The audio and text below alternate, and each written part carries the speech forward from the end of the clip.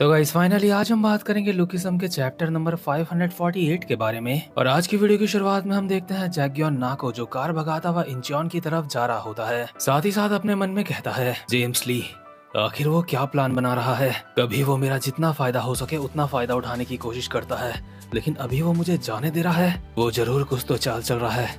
मुझे जल्दी से इंचियोन जाना होगा। कुछ नहीं कहा जा सकता, वो बंदा इंचियोन में भी कुछ कर सकता है। वहीं दूसरी तरफ जेम्स ली जो अकेला चेस खेल रहा होता है खुद से कहता है निकम्मा किंग, बेचारा इंसान, बेचारे का फिर से फायदा उठा लिया गया है। लेकिन क्या इंचियोन इस लायक है भी कि उसे इतने एफर्ट्स करने पड़े उसके लिए। मिस्टर जैक्योन ना, तुम्हें डैनियल पार्क और जिनरैंग वाले मैटर की चिंता करने की जरूरत नहीं है, क्योंकि जो बंदा उस मामले को हैंडल करने के लिए सबसे सही है वो बंदा पहले ही वहाँ पे पहुँच चुका होगा। वहीं दूसरे सीन में हम देखते हैं गीटे किम और जिनरैंग एक दूसरे के आमने सामने होते हैं और जिनरैंग गीटे को कहता है आखिर तुम कौन हो, क्या तुम भी जेम्स ली के कुत्ते हो। वहीं डैनियल गो किम को कहता है मिस्टर गो किम, आखिर तुम यहाँ पे क्यों हो? क्या तुम अब जेम्स ली के लिए काम कर रहे हो? क्या चार्ल्स चोई के मरने के बाद तुम भी जेम्स ली के एक कुत्ते बन चुके हो? अगर ये सब कुछ सच है तो तुम भी यहाँ पे जिनरैंग से मिलने के लिए आ रखे होंगे, है ना? डैनियल पार्क, मैं हमेशा अकेला काम करता हूँ। जहाँ मुझे पैसा मिलता है मैं हमेशा वही काम करता हूँ। अभी अभी जो ये सब कुछ मैंने कहा है काफी ज्यादा कूल लग रहा है ना? नहीं, ये कूल नहीं लग रहा है।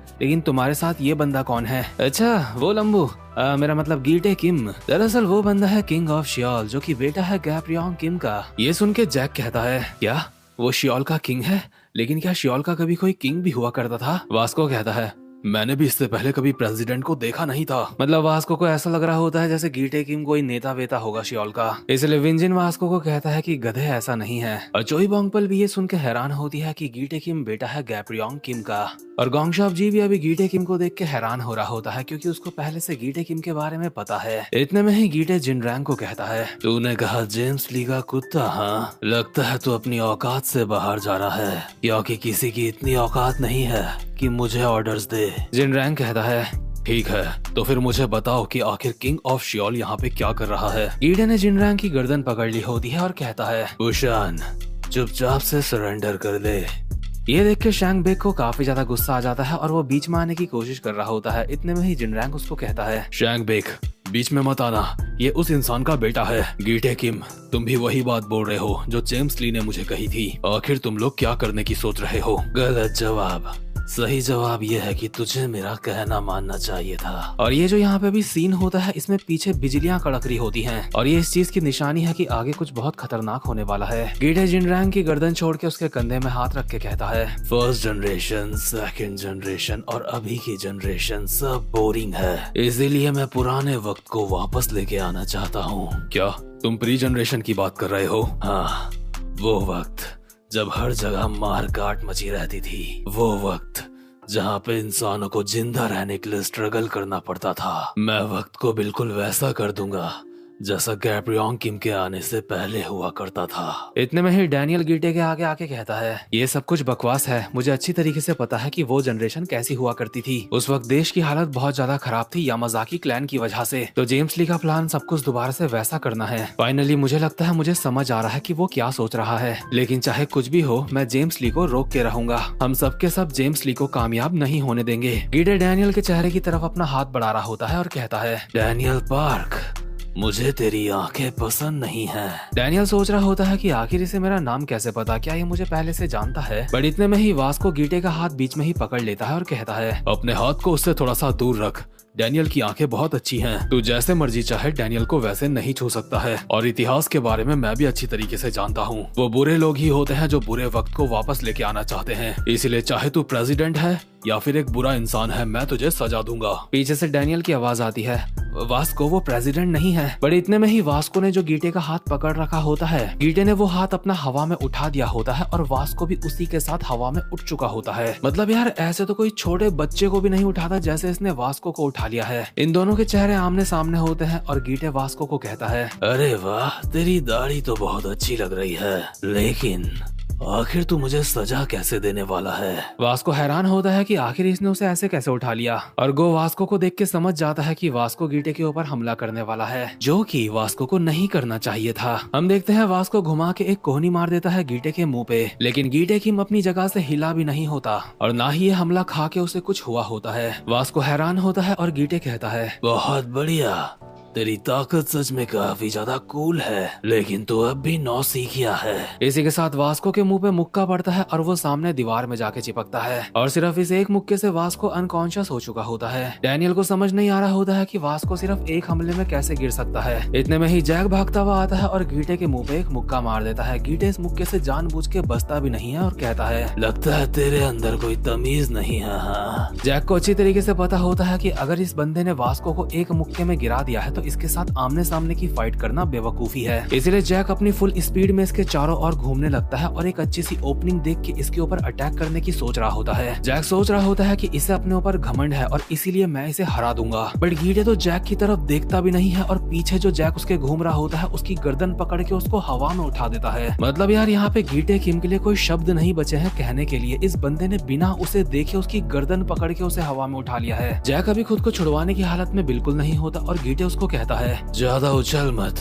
ऐसे से तो ऐसा लग रहा है जैसे दूध पीता बच्चा होगा। इसी के साथ जैक के पेट में भी एक खतरनाक सा मुक्का पड़ता है और जैक भी घुटनों के बल जमीन में बैठ चुका होता है। हालांकि जैक अभी आयरन फोर्ट्रेस का इस्तेमाल कर रहा होता है, उसके बावजूद भी उसकी हालत खराब हो चुकी होती है और गीटे किम जैक को कहता है, फुर्ती के साथ साथ मार खाने की क्षमता, ये सच में एक अच्छा कॉम्बिनेशन है। लेकिन इतने में ही गीटे के पीछे से विंजिन आ जाता है और सिसिलियन स्टाइल में उसको पकड़ के बस जमीन में पटकने ही वाला होता है। गीटे पहचान जाता है कि ये जिनमुजिन का सिसिलियन है, इसलिए हवा में ही विंजिन का हाथ पकड़ के कहता है, ये तो उस इंसान का सिसिलियन है, तेरे पास वो स्किल है जो भुला दी गई थी, लेकिन तुझे ये अभी ठीक से आती नहीं है।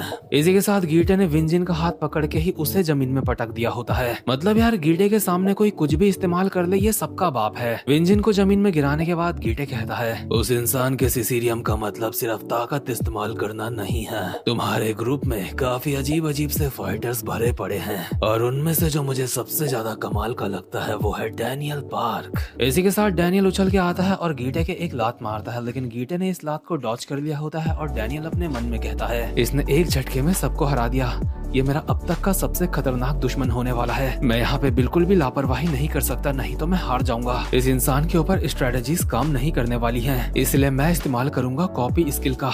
मेरे अंदर जितनी भी ताकत है, मुझे जितना कुछ आता है, मैं सब कुछ लगा दूंगा। सबसे पहले डैनियल जेम्स की स्पीड के साथ इसके ऊपर हमला करता है, लेकिन गीटे ने इसको डॉच कर लिया होता है। इसके बाद गो की टेक्निक के साथ इसके ऊपर हमला करता है, लेकिन ये उससे भी बच जाता है। लास्ट में डैनियल इस्तेमाल करता है गन की स्ट्रेंथ का, लेकिन गीटे ने इस हमले को भी डॉच कर लिया होता है और डैनियल के ऊपर एक मुक्का मारते हुए कहता है, तूने उन पिछली दीवारों को अभी पार नहीं करा है, उसके बावजूद भी तू इतना ताकतवर कैसे है? सच में तू काफी ज्यादा दिलचस्प है। जब तेरा लेवल बढ़ेगा तो मैं हैरान हूँ, उसके बाद क्या होगा? डैनियल अभी सोच ही रहा होता है कि वो गीटे के एक भी हमला नहीं मार पाया। इसी के साथ गीटे डैनियल के मुंह पे एक लात मार के उसको जमीन में लेटा देता है। डैनियल की हालत अभी जमीन में पड़े पड़े हिलने की भी नहीं हो रही होती और डैनियल को एहसास हो रहा होता है कि इस बंदे की ताकत और उसकी ताकत के बीच में कितना बड़ा डिफरेंस है। डैनियल का हौसला इतना टूट चुका होता है कि वो ये तक सोच रहा होता है कि अगर इस इंसान को बांध के भी रखा जाए तो भी डैनियल इसका कुछ नहीं कर सकता। एक तरीके से डैनियल निराशा में जा रहा होता है ये सोच के कि ये बंदा कितना ताकतवर है। वहीं जिनरैंग ने भी गीटे किम के ऊपर हमला करना स्टार्ट कर दिया होता है और गीटे उसके हमलों से बच रहा होता है। जिनरैंग के सारे हमलों से बचते हुए गीटे कहता है, अब चीजें सच में काफी ज्यादा बोरिंग हो रही हैं।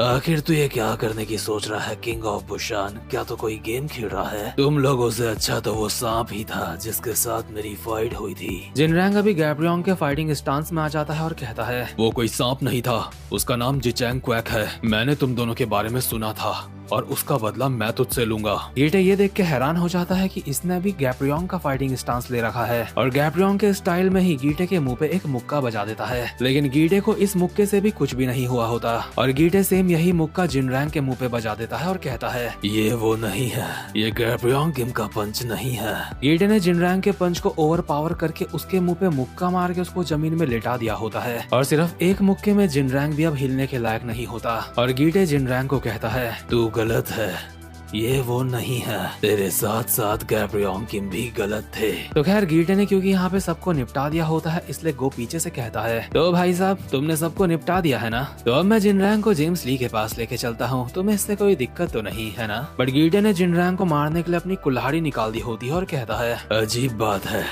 मैंने ऐसा कभी नहीं कहा था कि मैं इसे जेम्स के पास ले जाऊंगा। मैं इसकी आंखें देख के बता सकता हूँ ये हार नहीं मानने वाला।